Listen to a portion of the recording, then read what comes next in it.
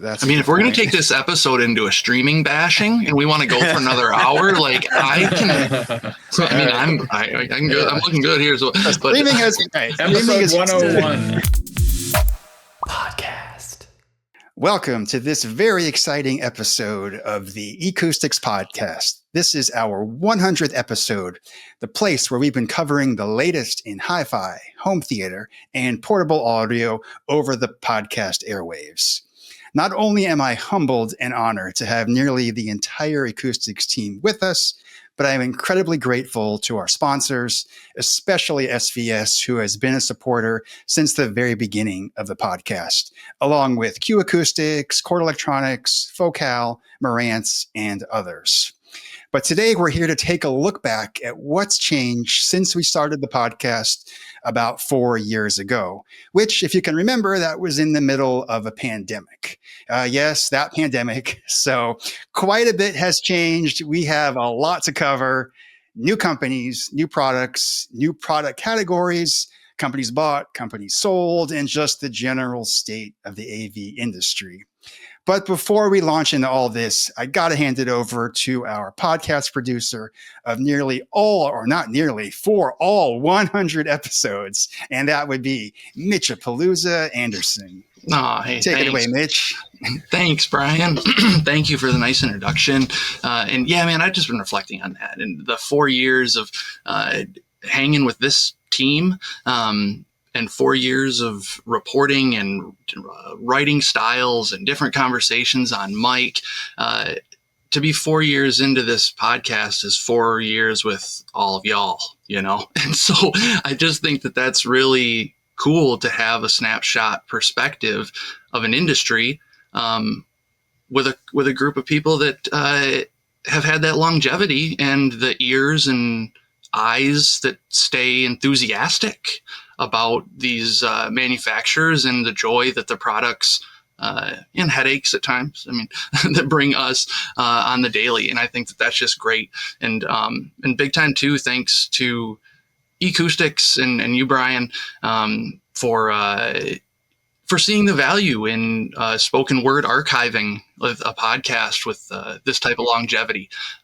It's really groovy in my opinion, and it's what good reporting should look like. And this is what this is. So I dig it, man. Thank you all.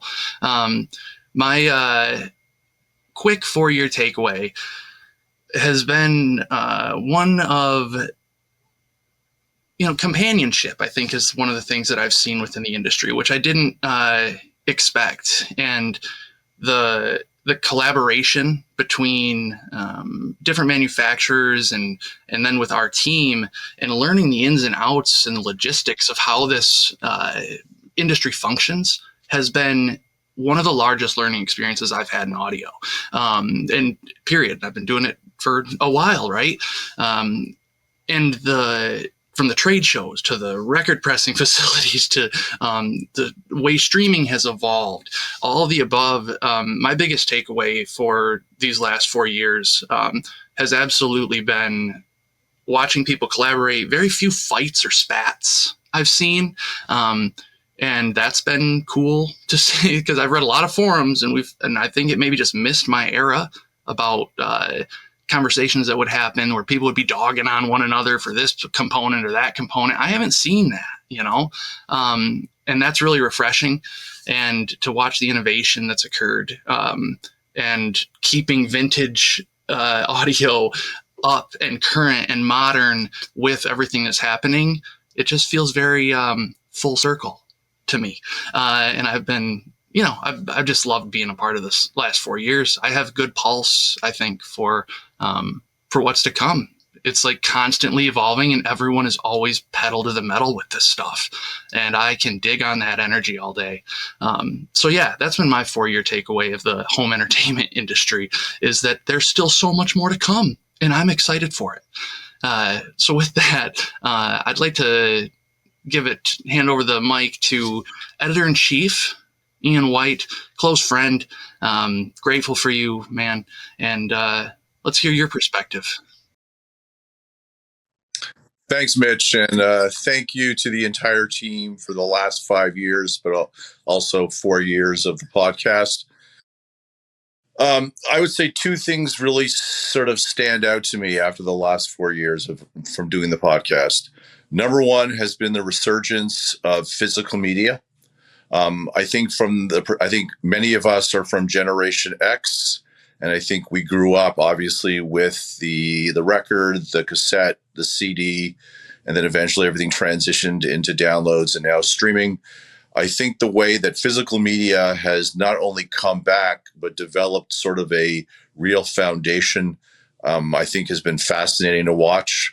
I think the success of Record Store Day kind of proves that the independent record store, really does have a bright future, regardless of, how that shapes out, whether it's a cafe with records and books or it's a traditional record store. I think, vinyl has kind of firmly reestablished itself as the physical media that's going to be around for a while, and thank God for that. I think CD has begun to come back, but more on the used CD side. But I think it's great to be able to walk into any, music store, whether you're in Holland, where Eric just was, or whether you're in Florida, or you're in New York, or Los Angeles, or Detroit. And, there are literally millions of used CDs for sale and at bargain basement prices. So if you're new to all this and you're wondering maybe why you should buy a CD player, or if you found a used CD player that you bought, there's a lot of great music available on CD. And then, we've also seen a resurgence of the cassette. Now, whether or not that has any real legs remains to be seen. But if you look at some of the new hardware that's been introduced in the last couple of years from brands like FiO and We Are Rewind, and you can find our stories on the website about this, Walkman-style cassette players are suddenly back in vogue, and even ghetto blasters, believe it or not. We just wrote about that a couple of weeks ago. The second trend that I've seen over the last 4 years is the emergence of the next generation of affordable high-end audio brands. And some people will call those the Amazon brands.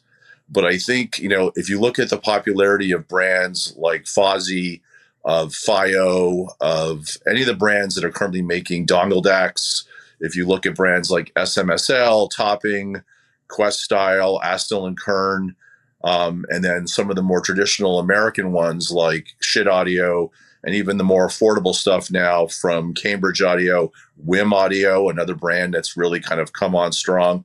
I think the high-end audio industry has kind of killed the middle, unfortunately, and now we're in a position where we have the entry level and we have the super unaffordable. And I'm a lot more excited about the super affordable than the unobtainable. There's a statement and a half. Mm-hmm. I think that's interesting, Ian, to take, because I don't know if that's been put in print, has it? That sentence of about the middle being kind of gone? I have. Yeah, I've put it in print because the reality is that if you go on Amazon and you type in things like Class D amplifiers or headphone amplifiers or network streamers, it's all stuff priced under $400 and $500. And the vast majority of those people are not going to go out and buy $20,000 network players. They're sure as hell not going out and buying $200,000 speakers. Yeah, and in the majority of what I would consider that middle ground, a lot of those companies don't sell on Amazon, so it doesn't come up on the searches. Man, that's interesting. I haven't thought about that. Thanks for sharing right there. I think I want to bring up a related point is we've had a whole generation grow up with only digital media. And I think that's part of the reason they're looking for something to hold on to. When everything has been rented and streamed, they've never had a chance to own any. They were not part of the CD era or the Blu-ray or vinyl before that or cassette before that. So I think we have just a generational change that has come upon us, and then some companies are taking advantage of that. And speaking of change, we have Eric Pye, Audio Love YYC, Mr. Influencer, 162,000 followers on Instagram. who's covering vintage audio and jazz, and just love to hear your thoughts on. Sure. Thanks, Brian. Yeah, I want to pick up on what you said also about the generational change. I think there's also an element of the younger generations that is really focused on fairness. And I think when you look at the amount of money that streaming services are paying to artists, there's a sense for some of those younger music listeners that if they buy physical media, they're actually going to be benefiting the artists that they love. And so I think that's part of it too. But for me, the two things that stand out from the last 4 years, the first was the whole concept of jazz kisas, jazz kisatens, jazz coffee shops in Japan, and the emergence of listening bars outside of Japan. When I started kind of hanging out with you guys and writing for eCoustics and then participating in the podcasts, in 2019, I had my first experience of jazz bars in Japan. And I only went to a couple, and I was hooked in. And then the pandemic came, and I spent, basically from 2019 until 2023, when I got to go back to Japan for the first time after the pandemic, 4 years basically just pining for jazz bars. And so it's been really cool to see the developing popularity, first of Japan in general. My wife just came back on Tuesday, and she was saying that my wife is Japanese, by the way, and she was saying the number of foreigners in Japan just blew her away. And I've noticed that on my last couple of trips back. And part of it is the low yen, and part of it is just Japan is very Instagrammable, and Instagram seems to be kind of deciding where people go these days. So, that's been kind of cool. But, even to see things, there are Jazz Kisa magazines, there are Jazz Kisa books, there are all kinds of things that are just super, super popular. And so that's been one of the highlights for me. And 2023, I went back for the first time and went to probably 15 or 20 Jazz Kisas on that trip. And I've written and podcasted with Mitch about a couple of those experiences. And then in September of last year, I was back again and did a whole trip up through northern Japan and wrote several articles on that.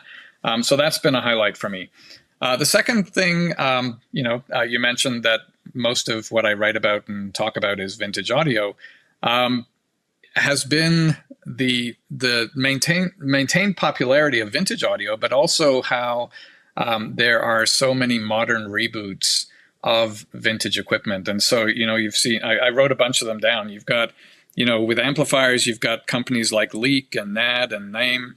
With speakers, you've got Macintosh bringing out the ML1 again. You've got Klipsch and Tannoy with their vintage lines. And then you've got KLH and Mission and JBL who've brought out reboots of some of their popular speakers from the 70s and 80s. That's been really cool. And it keeps going on. Techniques has come back. They had disappeared for decades, and now Techniques is a thing again. Even cartridges. There's a company in Japan called Jaiko they've done a reboot of the Shure M44, and they've just announced that they're doing a reboot of the V15-3, which is perhaps, one of the top selling and most loved vintage cartridges of all time. And so that's going to be coming back. And they've been doing styluses for those cartridges for years and years. The emergence of tubes, and, Mitch and I have had contact with a company called Ray Tubes, that has put out some magnificent tubes in the last few years, and they are just superb. And then, you go on to things like, speaker mods by Ojas, taking, doing the horns and adding them to the old, the Klipsch heritage and stuff like that. Mm-hmm. And then companies like, Vinyl Nirvana, that I know Ian is a huge fan of, with, taking vintage turntables and upgrading them in a big way. I have a Lenko that was given a similar treatment by a guy on Instagram called Blue Truck Analog, a guy named Brian, who does some magnificent work. And so that it would be a highlight for me as well. Man, just soaking that one in. That was nice, Eric. Uh, dude, and real quick though, too, over the last 4 years, you've had such a fun system to watch from afar on Instagram and doing the conversations we've had and stuff like that. Is there a piece over the last 4 years, if you could pick one right now, that has been like, man, I'm so glad that one's with me? I would have to say the Mercedes green, and I'll tell you, the Lenco turntable that Brian made for me. So he contacted me and he said, I've got 2 Lencos and I'm wondering if you would like to get one of them. And I said, yes. And he said, what color do you want me to do the top plate? And I had just been looking at a 1955 Mercedes Gullwing sports car that was in that exact same green. And so I sent him a picture of it, and he went into Mercedes and he color matched exactly to that 1955 Gullwing, and that's the color of that turntable. So that's a highlight. And then to go to the reboots, those KLH Model 5s, they are just magnificent speakers. And I'm so glad KLH actually sent me a copy of those as an influencer opportunity, and then they let me keep them. And to me, that was just a phenomenal experience to listen to them, and I'm so glad that I have them. Companionship, man. See, it's come. There it is. That's why I brought it up at the beginning. Nice. Yeah. Thanks, Eric. Headphone, portables, and DAC editor William Jennings. Man, someone who I really respect, has helped me a ton, from help on tubes to what I'm listening to when it comes to digital, to sending DACs over, and helping me retube my preamp, one of my recording preamps. So, Will, guys, thanks for being here, man. It's Will. Take it away, man. Yeah, I'm absolutely glad to be here. I'm glad to hear those tubes are working. I was going to ask you about that at some point. So just pumping, so good. Yeah, I think it's funny that he brings it up, because a few years ago, Mitch was kind of in the tubes are tubes camp, and so it's good to see you come over to the dark side on that one, Mitch. Thanks for the invite. Well, I think for me, one of the things that immediately stands out in the portables and headphone space is the fact that at the start of the podcast, most people were not taking wireless products very seriously. Mm-hmm. They were nice for consumers, but if you were serious about audio, you weren't using something wireless. And that's just not the case at all today. We've seen absolutely it go from you have to have a DAP to you can do it with a dongle on a phone, but you still need the headphone to plug into it because it's Bluetooth in there, to today, the convenience of having something with wireless is shrinking the dongle market. I think it's already shrunk the DAP market. And I think when you start looking around the marketplace today, particularly in the the consumer in the mid-fi range, I don't think a company is introducing a new product right now that doesn't have wireless and ANC capability. I think we have to look at that. And I think in some ways it's a testament to just how much the entire market is chasing Apple at this point. What's ANC? Noise cancellation? Active noise cancellation. I think, yeah. We saw those things come in with AirPods to start with, block out the outside noise, which, to some degree they did, but they weren't great. But we've seen that go leaps and bounds, particularly between Sony and Bose as they battle back and forth with competing models. And today it's actually really good. And we're seeing some really cool technology where they're starting to pull some of the logic out of what's on your head and put it on your phone and move that away from the ear. And the improvement there is that if you think about it, you don't have any time to react if it's going from an inch outside your ear to your ear to make those adjustments. If you put a phone on a table and it's 3 feet out, it picks up everything in the way of ambient noise and things like that. You've got more horsepower available to you, and you've got a better chance at doing a good job of neutralizing that. So we're seeing things that are making more of a system out of it involving the playback device in addition to just trying to do it with a headphone. So I think it's... So you're saying right there, to clarify that you're like the technology is moving to where you can just put your phone on the table and it'll noise cancel your headphones from the phone's proximity. Right. And that's The understood. goal is That makes a bunch of move sense. move that digital signal processing to where you have the most processing power. Totally. And some of the problems with doing it in a headphone is, limited space, limited battery, limited processing power. That's cool. So, Will, is that the reason why? So I just got myself a pair of Sony wireless in-ears with noise canceling, and they don't work with my phone unless I have the app on my phone. And so is that the app is doing the noise canceling there? No, I don't think it is on that particular pair. And that's okay. It's interesting because some brands choose to lock you in where you have to have the app. Others will work without one, things like that. So there's some of that goes on with or without it. But I think as we move forward and they figure out the limitations of what can be done in an inch and a half worth of space with minimal battery power and minimal DSP at a cost point, what they're figuring out is how do you leverage other things to do that work and keep the price down. And that. So we're seeing innovation in a lot of ways, I think, around noise canceling. We're seeing some really cool stuff in the wireless space too, with now, my mother's new hearing aids that she just got actually will tie into your phone and play phone calls directly between the hearing or to the hearing aid. Right. Yeah, and that's awesome. Yeah. Does that mainly come from what Apple has done, or is that's also part of the government policy change, I think? No, I think that's an industry-wide thing, but I think Apple sort of brought it into prominence that it made it tough if you were going to compete with AirPods or AirPods Max or you had to have that feature. I think that's one of those where right now there are a lot of companies. I think Sonovo buying out Sennheiser probably played a role in some of it, in that you have a massive hearing aid brand that now owns one of the biggest audio brands in the world. So I certainly don't think Apple's alone in driving that, but I think they brought it to the forefront.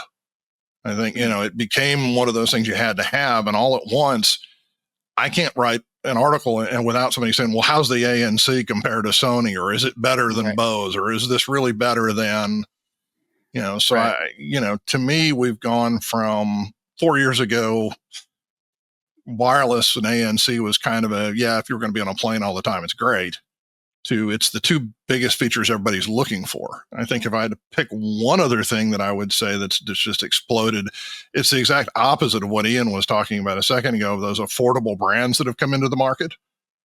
And that is, when you look at where we stand today with flagship headphones, Susvara unveiled $8,000. The Carbon 2 from Odyssey, pushing $6,000, it's gone from the top end of the market was roughly $2,500 when we started, doing the podcast, to it's almost 3 times that in some cases. And I'm leaving off the boutique brands like the Warwicks and the things like that have always been in the unobtainium space. But the everyday brands, the HiFi man that could easily be thought of as something that, was a bargain brand to start with, is now making an $8,000 flagship. So I think, there's some crossing in the industry in that regard. I mean, what you were just saying, especially even in the wireless headphone space, we now see $1,000 wireless headphones. Keep going. Right. 1,1700 for the T plus A. It's going up. Keep going. But Focal has a new one. And there's the Bethesda MG is in that same boat. Yeah, there are several that are 1,000 or a little better than that. But what's interesting to say about most of those, whether you're talking about the Bowers and Wilkins just came out with a PX7S3, the Bethesda MG from Focal, Levinson's got one that's in that same market space. We're seeing those, but arguably the sound quality is there to justify it. And I think that's something that 4 years ago wouldn't have been agreed upon either. I think that, again, people would have looked at it and said, well, it's Bluetooth, it's toy. And today, there are some very, very good wireless headphones out there, and it's becoming increasingly hard to justify, particularly if you are getting on a plane or doing anything active and that kind of thing, and having to deal with a wire. Right. Is that because Bluetooth has gotten better, or the chipsets have gotten better? Where are you? All of the above. All of them. Some of it's chipsets. Some of its Bluetooth standards are better. Some of its battery technology is better. And some of it, honestly, is that competition has driven people to have to come out with a better product. When the whole market sucks, you can be mediocre and still make a buck, but when you've got some really good competitors out there, Right. you can't come out with a dog of a product. So I think, again, the fact that we have some of those out there that really do come out and put out pretty good sound quality for a reasonable price means if you're going to come out and say, hey, we want twice what, the Sony XM5 or, something like that is for this, it better deliver, because the XM5 is not a bad headphone at $299. Right. I mean, I probably got to go back to Apple and give Apple credit. I mean, Apple and Beats, I feel like they single-handedly created the headphone category from literally nothing and turned it into like a $16 billion industry for them and like a couple billion for everyone else that is in the space. I think if you look at that, the thing that Apple really did that was remarkable in that was they went from the demise of the iPod, which a lot of people looked at and said, this is going to be a big hit to them because that was a large source of revenue for Apple. What do you do to follow it up? Yeah. And then they turn around and they come out with AirPods and then the AirPods Max that have surpassed in both sales and profit for Apple what the entire run of the iPod did. And we don't know where those are going to end yet. Right. And I'd probably say that the AirPod Max is not Apple's most successful headphone. I know the AirPods Pro is the most successful one, but even that, the AirPods Max is more successful than any other wireless headphone. Yeah. It's $549, wow. Right? I mean, that's the amazing part. Yeah. Apple has done an amazing job at convincing people to stay inside their ecosystem. Mm-hmm. Oh yeah, absolutely. That's the selling point of AirPods. It's the selling point of AirPods Max. It's not necessarily that they're better than anything else on the market at this point. It's that they're so fallen down stupid simple to pair with your phone and go on and you don't have to think about it. Right. And people don't want the hassle. But it's the pairing part that everyone else underestimates. They made the pairing dead simple, and everything else you're constantly, or at least I am. I feel like I'm repairing no matter what brand I get. And kind of like what Eric was just saying, how his headphones only want to work when the app is open, and like all these little things add up to where convenience wins, and that's what we've seen. I think that's a fair statement for what I was reminiscing on in general is that, part of it is Bluetooth has improved enough that convenience wins. Is it as good? Probably not. Is it good enough? Absolutely. Same reason I only change my shirt every 4 days. Now we know why Mitch is in the basement. And we're glad this is not in Smell-O-Vision. Yes. Will, thank you for that. That was super interesting, and every time, man, I'm learning stuff from you. Thanks a bunch. Chris, after hearing that from Will, Chris Boylan, eCoustics editor at large, I just had in my head, like, is audio tech trying to keep up with visual tech, or is it vice versa? Or is it just a companionship? Well, it's a good segue because I was going to talk mostly about the visual components, projectors and televisions. I don't think it's a competition there at all. I think they're entirely independent, and they're both going maybe in similar directions. I mean, they're trying to provide the most realistic experience, whether that's visual or auditory. Some for extremely high prices, and some for that sweet spot. And I think that's what we've seen in the past 4 years. I think is that TVs have gotten better and better every year. 4 years ago, there was only one OLED TV. Well, one maker of OLED TVs, and that was LG, and they kind of owned the high-end market. It was about 4 years ago that Sony started selling an OLED TV as well, using an LG panel, and they kind of started beating them at their own game. They started saying, well, we've got this raw material from LG, this OLED panel with its deep blacks and its rich saturated colors, and we're going to make it better by adding our secret sauce, our processing that everybody loves. So over the past 4 years, I think what we've seen is quite a lot more competition. in the TV market in that high-end space. So now there are no less than 4 or 5 brands that are all making OLED TVs, either using LG's panel or, wouldn't you know it, Samsung came out with their own OLED panel about 4 years ago, and a little bit different technology called QD OLED. And now that competition has really heated up the market to the point where there are probably 4 or 5 TVs on the market right now that are all amazing and would make pretty much any video file happy.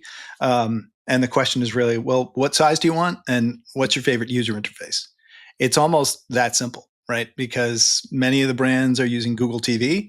And if you're familiar with that environment and are familiar with that platform, you might gravitate toward that. If you've had an LG TV for years and you actually like the magic remote, said no one ever, then you might stick with an LG. They do have a good user interface, but the remote, it's a little bit of an acquired taste. And also 4 or 5 years ago is when UST projectors started rising. They came from almost out of nowhere, these laser TVs, because at that ultra short throw? Exactly, ultra short throw projectors. Projectors, yeah. Mostly those are like the ones you can have really close to the wall? Exactly. They can be like within a foot of the wall and still produce like 120-inch, maybe even 150-inch image. And 4 or 5 years ago, if you wanted to do that with a flat panel TV, you were talking $10,000. You know, if you wanted something that big, you had to spend a lot. So USTs had their time in the sun, but I think that time might be waning because now you can get a 98-inch TV from TCL or a 100-inch TV from Hisense for like less than $2,000. I saw some crazy deal on Costco. They had a TCL 98-inch TV for $9.99 in select stores. How could you do that? This is a wall-sized TV. It looks pretty damn good. $1,000. And all the UST projector makers are like, ah! Right. So I think the projector market's in trouble. I think the projector market's with these large TVs. Would you? I think UST for sure is seeing the impact of the lowering of price in these commodity, TVs. I mean, not that TCL makes commodity TVs; they make some really high-end TVs as well. I mean, Brian, you've got one; I've got one right now, in for review that look incredible.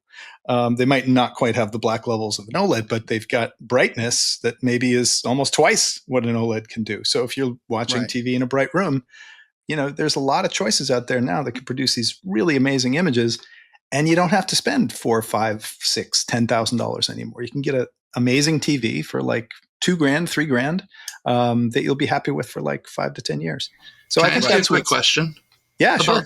So like in audio, I would say streaming has gotten better. But as far as like audio production and the sound I receive, right, and the equipment, blah, blah, blah, there's so much room for opinion. I don't know if warranted or not. There's a lot of room for opinion. But in screens, I don't think I would say over the last 4 years, it's been a drastic change in sound innovation. But how would you rate a TV from 4 years ago versus a TV today from a picture quality standpoint? Honestly, even 4 years ago, they had some amazing looking TVs. Up until recently, I had a Panasonic Plasma in my living room. It's a 1080p TV from 2010, and it was not 4K, didn't have HDR, but on most content, it looked incredible. You don't need 4K if you're only, got a 60, 65-inch screen and you're watching from 12 feet away. You can't see the pixels. The pixels aren't that important. What was important was the black level reproduction. And OLED has carried that forward, doing what Plasma did, now even better. Cool. By allowing control of every single pixel in the picture. So if you want these 3 pixels to be black and the one right next to them to be full white, it can do that. Mm-hmm. LED TVs, micro LEDs can do that, but mini LED TVs cannot do that. But I know you're big on OLED. I know you're big on OLED, Chris. But I am big on OLED. I'm predicting that with the mini LED TV that I have, the top of the line TCL right now, that what's possible with mini LED is going to put OLED out of business because they can produce it cheaper and larger sizes, and people are always going to go for the larger size if they can. I disagree, as you probably know. I know we could disagree, but I'd like to have some conflict on this. You know what I'm going to say? You know what word I'm going to use? Put on the credits. And those Put on the TVs fall credits. apart. I'm sorry, we got a really bright text on a black background. I cannot live with a micro LED. A mini LED TV. Micro LED TV is different. It's almost exactly like OLED in that every single pixel can be turned on and off and anywhere in between. But mini LED, there's certain things it can't do well. And when you're in a dark room and you're looking at scenes that have a lot of variations in the lighting intensity, whether that's a sunrise or a sunset or shadow detail, I haven't seen a mini LED TV that can really best I got you. an All right. OLED TV. Well, we'll get some other thoughts on this. We have another home theater expert with us, Mr. Acoustically Speaking, and you may know him from his own YouTube channel. So good. Elon Osborne. Hey, Elon, tell us some of your thoughts on home theater and TVs and kind of what you've seen. Let's see. Well, I started my YouTube channel in 2020 because I was laid off from my job in the marketing department at a real estate brokerage. And that's how I got into the whole thing. And that was such a dark time because literally overnight we couldn't go to the movie theater anymore. And I was a huge movie theater buff. I loved the theater experience. Obviously, I love the home theater experience as well. So I've always been a champion of, do what you can to try and not experience cinema or even television through your crappy TV speakers. Like, even if it's just a budget soundbar, that's still going to be better than your TV speakers. Although to kind of go on what Mitch was asking as far as like audio quality with TVs, Sony actually is definitely on the cutting edge when it comes to actual speakers within the TV. They even have like the Bravia 9, their flagship right now. It has upward firing Atmos speakers built into the TV. Now, I haven't heard that personally, but I can only imagine it's pretty darn good. It's got to be fun. Yeah, exactly. So, they are trying to kind of, blur the line between crappy TV speakers and an actual home theater system. So that's cool. Sure. And trying to get people used to the format. That's great for Atmos. If they're making an Atmos mix like accessible from just the television, then that's expanding the format too. So that's cool. Okay, but I got to be honest here. If you're getting Atmos from a TV speaker, it's really not the Atmos that is capable, like regardless of it, even if it says Atmos, and that may be another trend, is everything is labeled Atmos now. Dolby Atmos everywhere, laptop, smartphone, TV speaker, soundbar, TV itself. It's all Atmos. So at the end of the day, what really is it? Because are you suggesting that spatial audio requires space, Brian? Is that what you're something like that? Well, there they go. And we have to go back to spatial audio headphones, which is another thing that came on during this 4-year time. But I want to go back to Elon and let him finish his thought. But I had to interrupt there. Sorry about that. Yeah. Brian, you stole my topic. And that was Robert Silva. Thanks. That's okay. But I guess so I'm always championing for everybody to get at least something better than their TV speakers.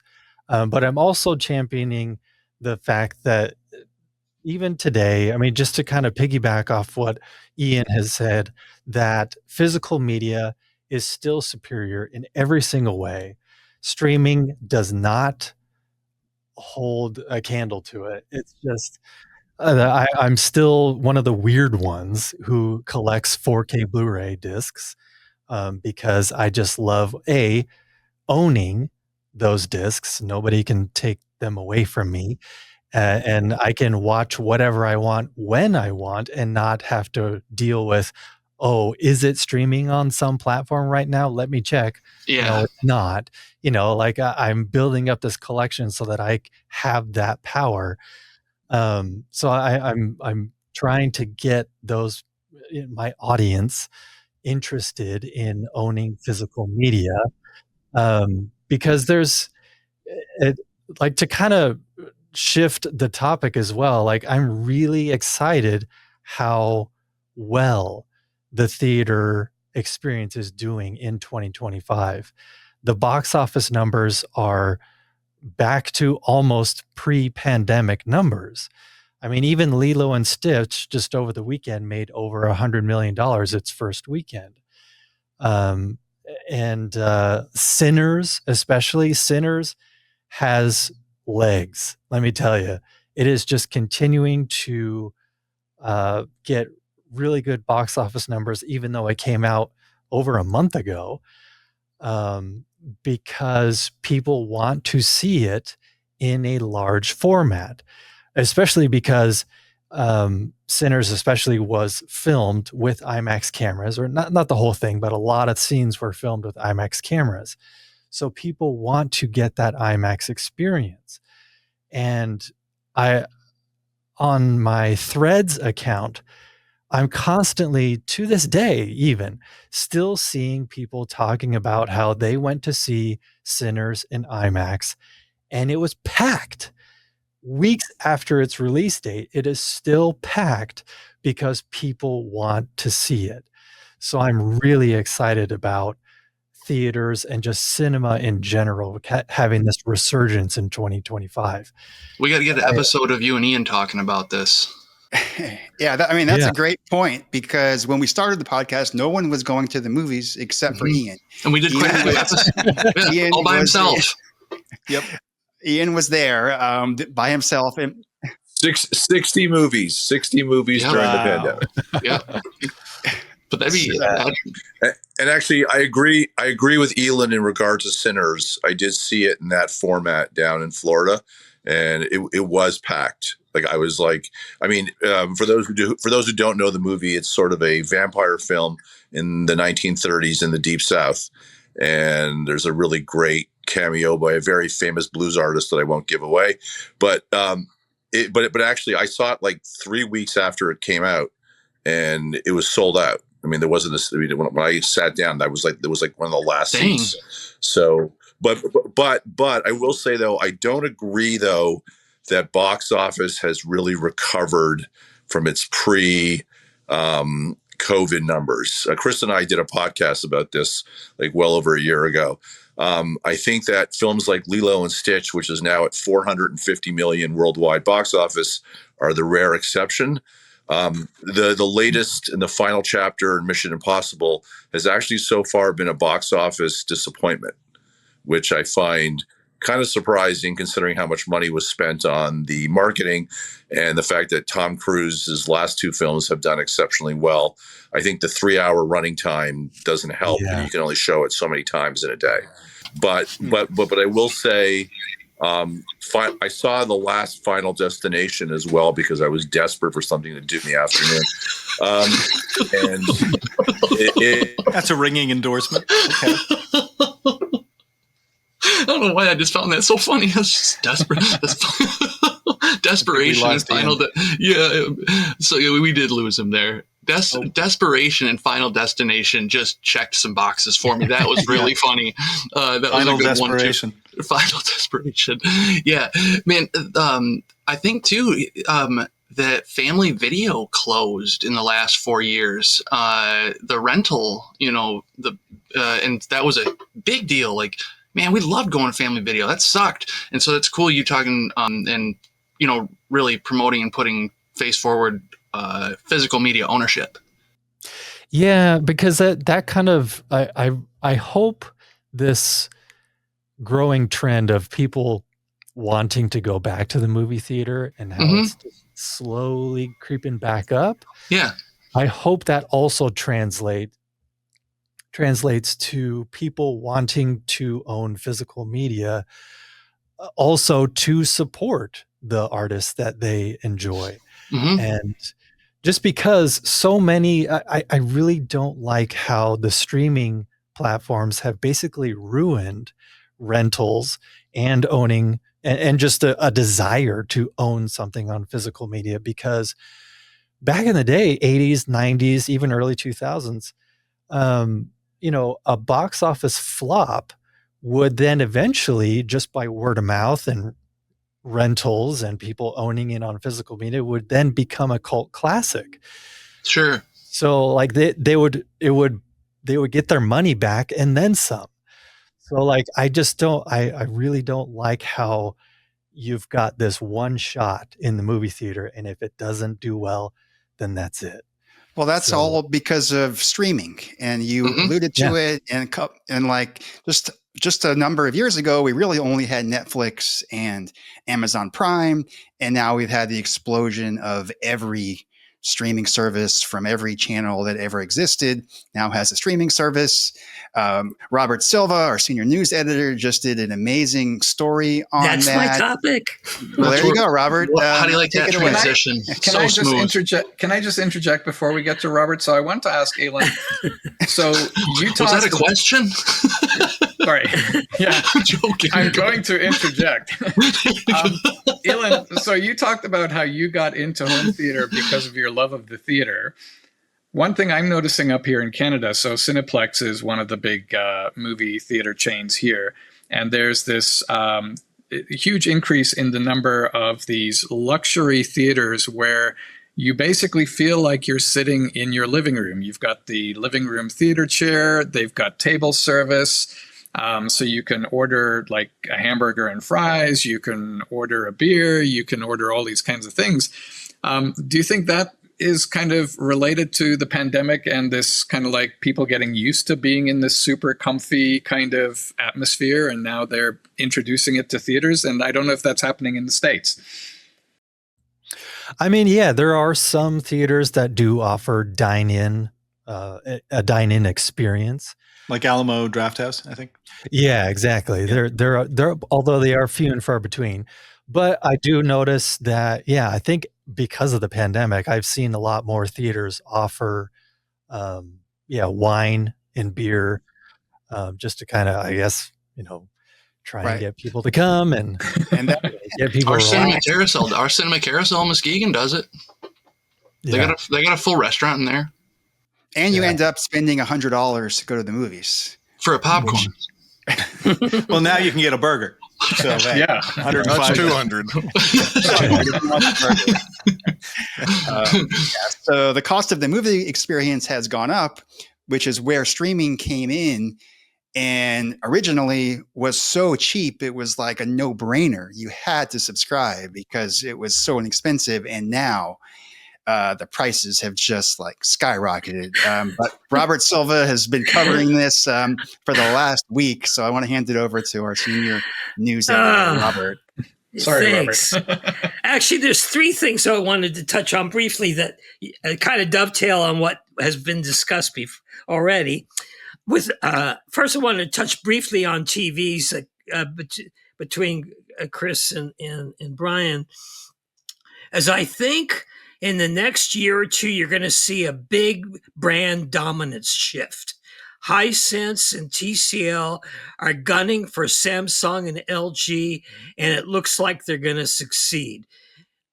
Now, I'm not saying that OLED isn't the best in terms of obviously the deep blacks and everything like that, but TCL's new Halo control system, and we got a taste of some of that at CES, is that for the mainstream consumer, the halos are so minimized that they might not want to jump up to the OLED platform. But so I just think that, and TCL and Hisense are both gunning. They dominate the extra large TV screen market. And I think that there could be a brand shift. I think Samsung and LG are both a little worried of what TCL and Hisense are up to. So Samsung is number one, but actually TCL overtook LG and took number two last year. So it's already happening. Yeah. And then moving on to my next thing, Brian was talking about Atmos everywhere. That was my thing over the course of 4 years. I mean, Dolby Atmos, when it first came out way back in 2012, it was like the ultra format. You have your multiple speakers, you have your either ceiling or upward firing speakers, you have your Dolby Atmos AV receiver, and now they've dumbed Dolby Atmos down so much is that they're getting back to TCL. TCL is promoting a 2-channel soundbar that has Dolby Atmos. Now it's all virtual Dolby Atmos. Right. You got to add the virtual. But now the thing is that the consumer doesn't realize that, that they really don't know what they're missing when right. They feel like if it has that Dolby Atmos label, and credit to Dolby for this, because they've earned it through their branding and advertising to where that's the seal of quality. Right. And I think what's fascinating, I want to bring William back into this, because spatial audio and Dolby Atmos also came into the headphone space over the last few years, but hasn't taken off. No, you're right. It did. And I think part of the reason it hasn't taken off in the headphone space is that it's so fragmented in that you've got companies like Odyssey that are big in that market and making gaming headphones particularly, and they're having to making two different versions of the Maxwell in order to satisfy the fact that the two biggest gaming consoles don't have the same standard. And I think that's been part of it. Is you've got THX, you've got Atmos, you've got Sony's version, you've got Apple's version, you've got, and I don't think that's been healthy for the market. Because having a device that's capable of spatial audio doesn't necessarily mean it'll work with your media. So on the content side, they're recording spatial audio, Dolby Atmos, but you're saying on the decoding side, you have different devices that aren't compatible with different headphones? Actually, it's some of both. When you look at the headphone market, a lot of it came in because of gaming. The Xbox is Dolby Atmos. The Sony is a proprietary, and I'll think of the name here in a minute, but it's their own proprietary 360 reality audio. Yeah, I was going to say 360 RA. Yep. Yeah, and they had another name before that was, something more Cyclone or something or other. But at any rate, yeah. So Riptide. Well, if you have a Sony PlayStation and you have a Dolby Atmos receiver, that should work. It would be nice if it did, but it doesn't. And things like that. And I think that's where you run into those problems, is that I don't know that everybody's ready to say, all right, I'm going to dedicate myself to this standard. So I'm going to go out and make sure that everything I buy does this. And again, it goes back to that sort of Apple, comment of make it simple. Right. And I think that's been one of the problems with spatial audio, is the fact that, you have this, so you need that, is not making it simple for people. And I think that's kept it from taking over. I also think some of the DSP stuff they've done in headphones to try and take 2-channel audio and turn it into spatial audio has met with very limited success, and that every once in a while it sounds decent. Most of the time it sounds weird. You get instrument placements in strange places and things that just don't work. Taking just the spatial audio part into account, from a last 4 years perspective, we've talked about it since it really became a thing, and that's cool. Yeah, we've covered spatial audio. We've covered the transition to lossless audio and even high res, which was really, if you go back just 5 years ago, most of the music streaming was MP3 quality, like lower than CD quality. And I think back to William's point on the headphones getting much better, the quality of the audio streaming has also gotten better simultaneously. Although surprisingly, Spotify HiFi, which was announced 3 or 4 years ago, never ever. They were our first sponsor. So there's still like hundreds of millions of people out there listening to Spotify who love Spotify because it's so convenient. And just another theme, that Spotify is the easiest to use, and one of the, it is the most popular platform, yet it's not giving the highest quality Anything. signal, anything to the listener. That's true across the entire market, though. If you look at it, as far as the audio streaming services go, none of them have a higher subscriber rate to the higher tiers than they do to their base. Oh, interesting. That's just the fact is that for an awful lot of people, that they want their music and that's good enough, and that's what they're willing to pay for. Right. And the higher tiers are kind of a niche thing. And right now, whether it's Amazon, whether it's Apple, whether it's the higher tiers are not right. You see them discounted all the time and trial offers all the time where they're begging people to go that route. Right. But the vast majority don't. Right. I mean, that's another good point that'll bring us back to the video streaming and get us back to Robert is they've come up with higher tiers now for Dolby Atmos. If you want Dolby Atmos in your Netflix subscription now, you got to pay $25 a month versus I think it's $17. I forget what the step down subscription is. And that's the same with Amazon Prime. You have to pay extra. The same with Max or HBO, which we've now seen that transition like 4 times to HBO. Yep. Back to HBO. But yeah, I'll let Robert continue his thought on streaming. Yeah, I was going to say, in the last 4 years, streaming, I'm addressing video streaming, not audio streaming, but video streaming has totally exploded. There's so many, as Brian said, we used to just have like Amazon Prime and Netflix, and now we have so many other streaming services, and that's both good and bad. And I'm going to sort of talk about the bad part. The bad part is that each of these services has exclusive content besides their general catalog content. So if you want to watch your favorite show, you have to subscribe to that service that offers that show, like Star Trek on one service, Star Wars on another service, that type of thing. And so there's you end up paying as much for streaming as you do for cable or satellite.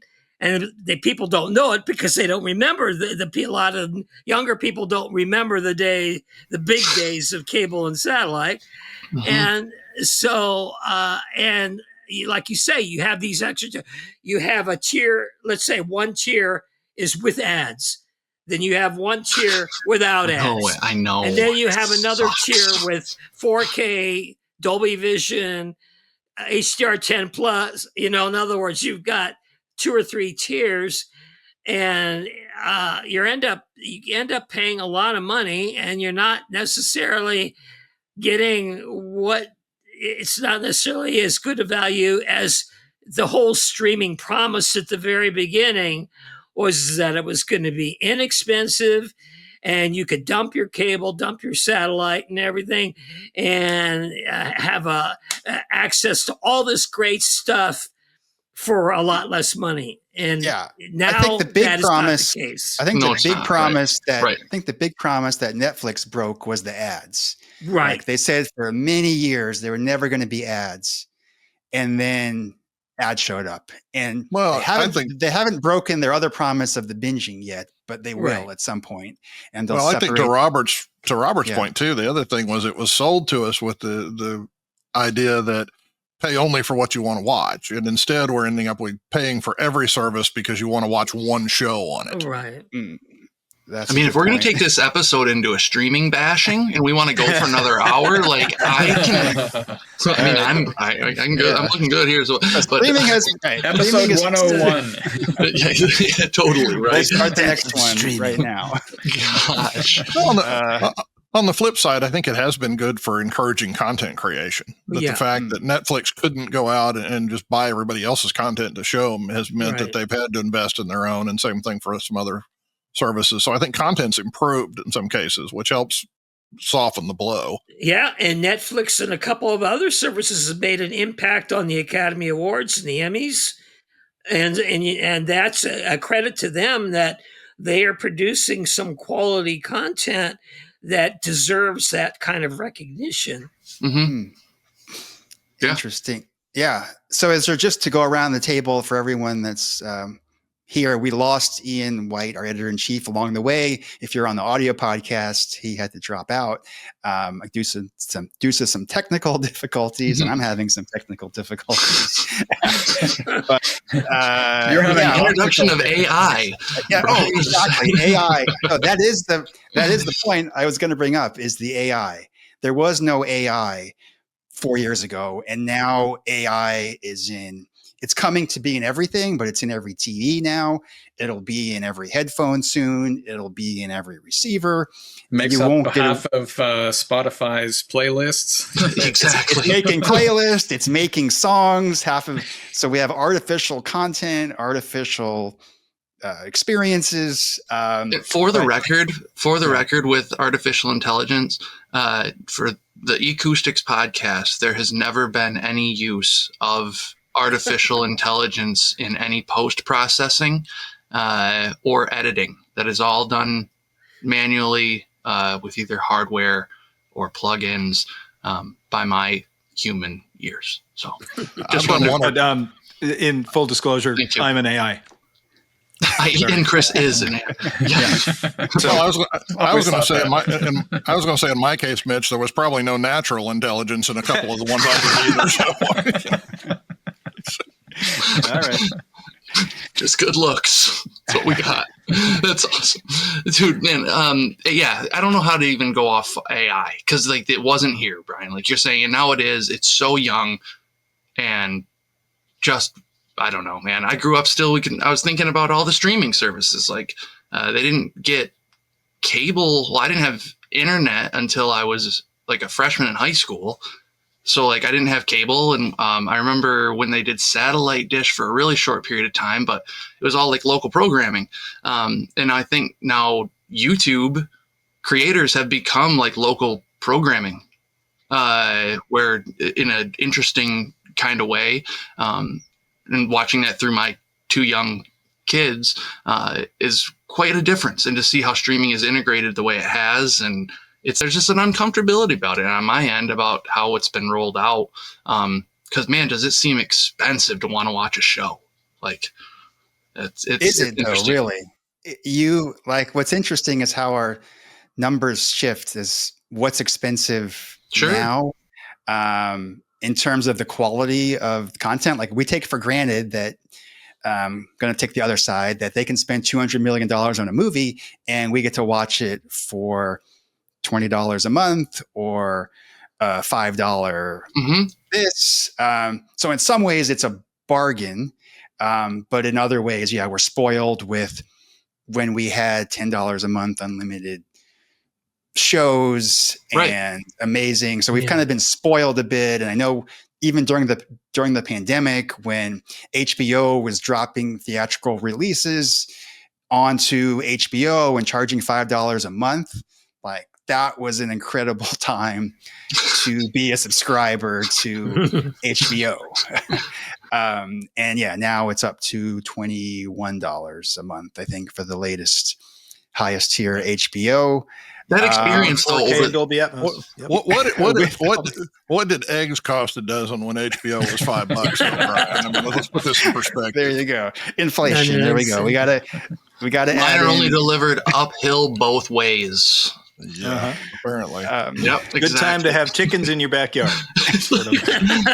But we have seen such a huge change in streaming over the last 4 years, from cost to content to distribution to quality, and also like having to really quickly adapt to new formats, which were introduced during these last 4 years, and we're all a part of that atmosphere as it's occurring, right? Like, I think it's just really neat that we get to talk about this stuff and have been able to indulge in it and experience it at trade shows and on phone calls, these podcasts, whatever it may be, to know that we're an active part of the process of the industry and we get to chat about it and really dive into it, I think is special. And I'm stoked that we've been able to do it for 4 years and 100 episodes, man. Like, it's really groovy. So I just want to say thanks,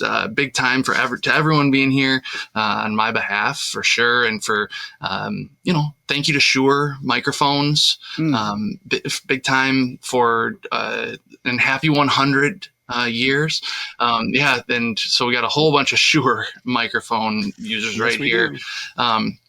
And so thank you. That has helped a bunch with helping to get a good sound and consistent content. It's really, really groovy. So thanks, everybody. Brian, you can go ahead and take it away. Yeah, grateful, Mitch, for the support over all this time. I mean, it's just nobody understands like the amount of work and planning and time, commitment that the entire team has put into this podcast. Mm-hmm. And I am like incredibly grateful for everyone, just their passion for audio and video. It's been an amazing journey. We're only at 100. I hope to get to the next 100, have all of us back and just see where this industry goes. It's getting better. I mean, audio is getting better, picture is getting better. And we're all the beneficiaries of this amazing technology. So,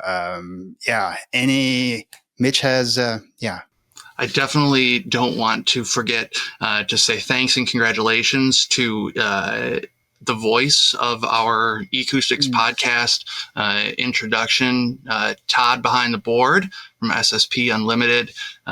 Thank you. Everyone's heard this will be the 100th time you've heard it. And yes, love you, Todd, man. And then also thank you to Arc of All, who I've been calling eCoustics band leader. And that's Arc of All, the music behind that with Source of Light and Power with Jordan and myself. So thanks for everything there. And to you guys all for checking mixes for me and getting to put like Source Light and Power a little spot in the podcast. It's cool, man. It's the companionship support all around. So, and 100 episodes of it, and that freaking rules. Chris. Well, I did want to say thank you to the most important people, which is our viewers and listeners who have actually kept this going from the early days. And it's a wild ride. We get some really pretty interesting comments on YouTube, on the YouTube versions of these podcasts. And by interesting, I mean, whoa, a little bit out there. Awesome. But we appreciate every single one of you. And we do appreciate your comments and reply to most of them and delete hardly any of them. And so thank you all for that. Yeah. No, I appreciate. And don't forget to like and subscribe and comment. Exactly. Like, subscribe, comment. Howard Products.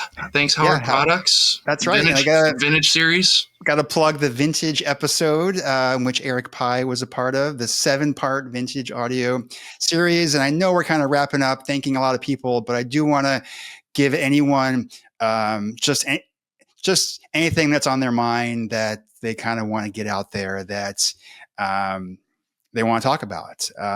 So feel free to say anything, or we could cut it and move to the closing credits. You're selling past the close, man. This is fun. Man, what a great title for the episode, Selling Past the Close. Thanks, everybody. Like and subscribe, and we will see you all on the next one. Thanks, guys.